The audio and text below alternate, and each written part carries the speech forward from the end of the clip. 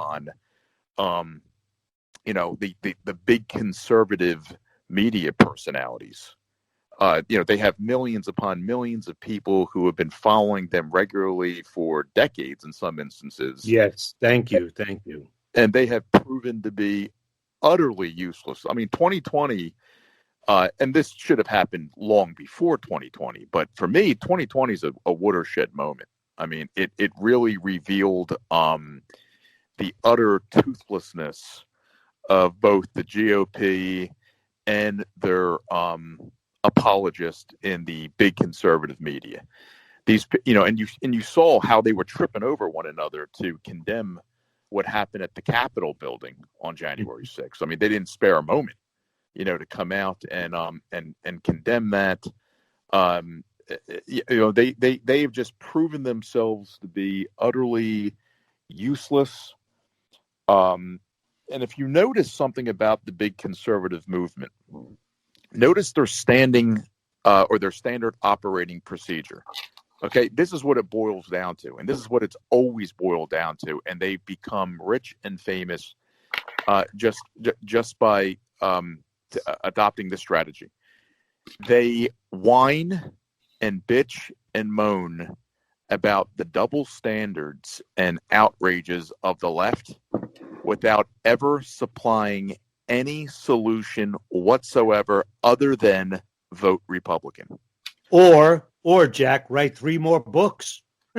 Right. Write 3 more books. Right. Or, Mark Levin might propose, what's that called? The state convention or convention of the states, Yeah. So something like that. Or maybe, they'll go on a cruise or, right. or something along those lines, but it's that's all they ever do. It is let's complain about the double standards of left. That's why in one of these articles, I think I had said something like, it's true that if the left didn't have double standards, they'd have no standards at all. But it's also true that if the Republicans and the big conservative media personalities didn't have the left's double standards to whine about, they'd have nothing at all. And that's what it really boils down to. Coming from a couple of older guys that you have on the line with you here on the podcast, we can tell you some history. We lived through Jimmy Carter. Through Jimmy Carter, Jack. That was a 19% interest rate for a car. And I think it was 16, Dr. Mike, right, on a house? Yep, at least. 16%. Yeah. We thought it was the end of the world. Now, remember, we were both in New York. So we had Mario Cuomo times 2. And then we had David Dinkins in New York City. I remember. Which gave us, we had the mayor, we had the governor, we had the president. It was the days of Sweden. It was like Sweden. You wanted to jump off the Manhattan Bridge. You couldn't live more. It was ridiculous, the amount of taxes you were paying, city, state, the whole 9 yards. People were moving. The flights were to New Jersey at the time. They were like, get to New Jersey, get across the water. You're going to go to New Jersey, take the ferry, whatever. People couldn't take it. And far south, you know what far south was? South New Jersey. That's as far as they got. Really? Yeah, that was it. Where I'm at now. I'm in South Jersey right now. Well, that was it. That was the flight. But I'm going to tell you something. We have hope because I know Donald Trump, growing up in New York, Mike, we've watched him. You've watched him, Jack. Yeah. It's not over. The fat lady's not going to sing. It's not over yet. Trust me. He is not going anywhere. We know his reputation. We know his love for the country. He was never a solid Republican. You know that. No, I know that. Yes. Okay. Yeah. And he grew into the suit of being somewhat conservative and better than most conservatives or fake conservatives like Bush and his father, pro-China. Right.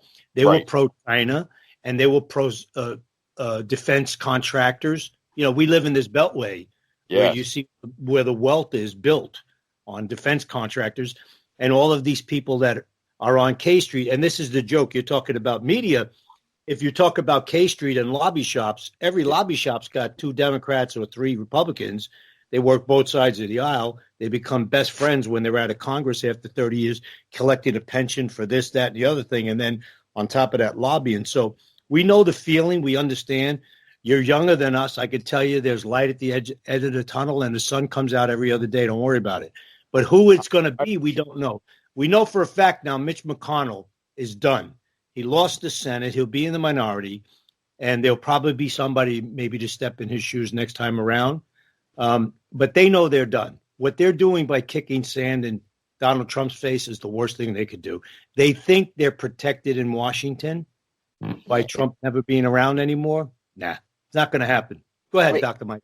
Well, I just thought it's a wonder to me that anybody in that Congress was surprised that the American people somehow wouldn't want to burn down that building after the way they've been treated for the past 40 years until Trump. We weren't treated as human beings. We were treated as automatons. Right. The one point I wanted to make on what Jack said about, not really expecting anything tomorrow, I have to say in my heart of hearts that I'm a little bit disappointed that it hasn't happened so far. But the one thing we're faced, or Donald Trump is faced with, is really two things. First, if he goes without trying to change the situation, the Democrats and the Republicans will use every legal means, and they control the legal forces in this country to destroy him and his family. If he just gives up without a fight, he probably won't be here in 2024 or 2022.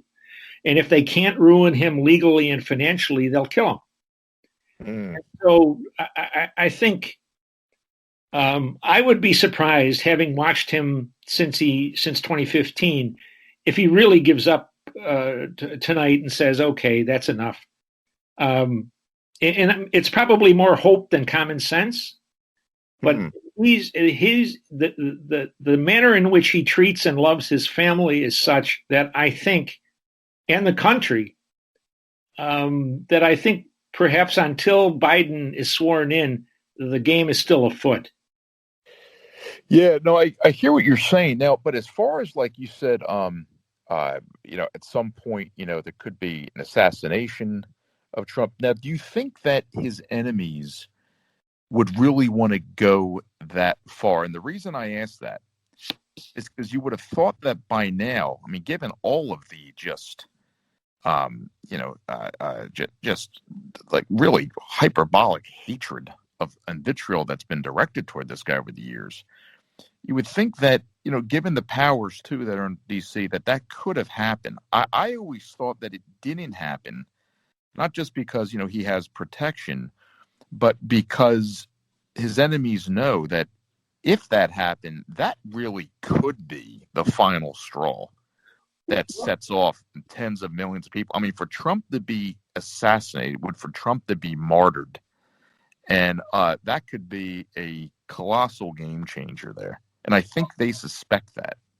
They may well, but my guess is that they tried out the campaign. The electoral fraud.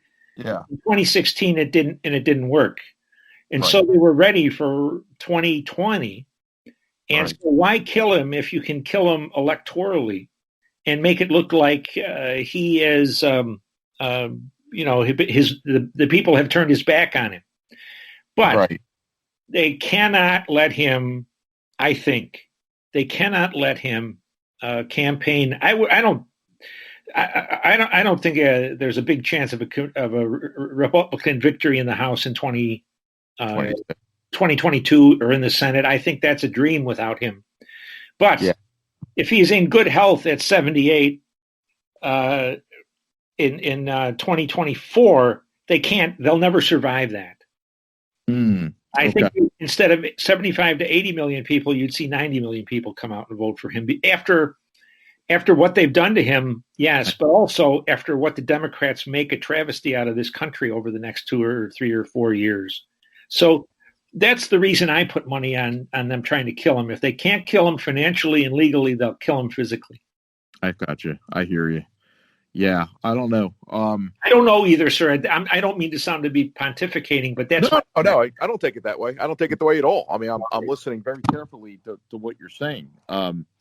And listen, I really didn't think that Trump was going to lose the election. I mean, for as bad of a year as 2020 was, knowing what he knew back in the summer when it was more or less decided that there was going to be mail-in voting, due to the under the pretext of fear of COVID. I thought for sure that Trump and the Republicans, or at least Trump and his people, would have anticipated that enough to prevent it from happening somehow. Thank you for going there, Jack. You don't mind if I step in a second? No. Go ahead. Yeah, this has been a big question for Dr. Mike and myself. We speak about it all the time. He had all these attorneys and all these power players, what they call political consultants, surrounding him. They were on their second book by the summertime of the administration, because naturally they don't want to wait till the end of the 4 years. They got to get 2 or 3 books out. Right. And all these guys were on Fox News 24/7 until Fox went downhill, and they found out there's OAN, there's Epic Times, there's NTD, there's Newsmax, but everybody was looking for FaceTime on Fox, talking about the book and, what it was like to be next to Trump and so on. And all these smart Republican, so-called GOP, RNC attorneys should have known you had to be in the courts, because the Democrats told you what they were doing. They already had a transition team in place. Yeah. So everybody should have known that. But I think, Donald Trump's like an octopus. He's only got so many hands, you know what I mean? And he probably was anticipating that his people were on top of it, right?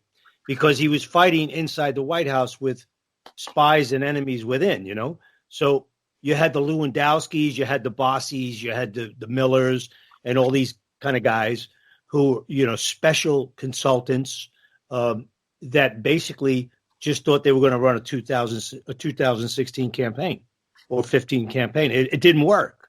Didn't work. So then you had these lawyers who should get hit with sticks and stones, who collected all this RNC donor money from people like us, who donated money to go defend this election in Pennsylvania.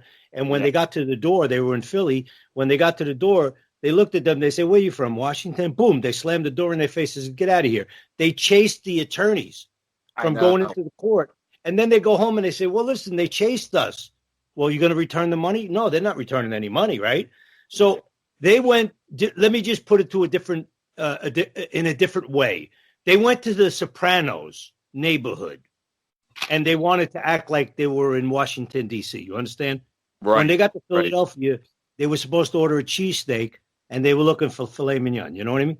So then the people up there said, "Hey, up yours. Here's the middle finger. Get out of here. You don't know. This is Philadelphia. We're known for being the most corrupt city on the East Coast. Right. And you're coming here and telling us you want to talk about an election? We fix elections. You know what I mean?" Exactly. That's what happened, Jack. Well, I don't doubt that. I mean, I'm aware of that. But I guess what disappoints me is that, given all of the opposition against Trump from the time his political fortune started to rise back in 2015, before he even got the nomination, but especially after he got it, you remember all of the hostility that's been directed against this guy. And I would have thought that, knowing this, and knowing that Trump is no wilting flower. Absolutely. He should have been anticipating this. His team should have been preparing for this legal battle then, because they really should have been aware that something like this was coming down the road. And I get what you're saying too about, he was in the midst of this swamp. How many people did he really even have to rely upon? Well, I think that's a valid point, but at the same time, nevertheless, he is the president. He did run for this job, so he has to make it or break it. And I personally was very disappointed in him over the whole last year. I think beginning with the COVID, with the COVID thing, That should have been handled differently. And by handled differently, I don't mean, he should have taken it more seriously initially. What I mean is he should have been, he should have shit canned Fauci from Oh, day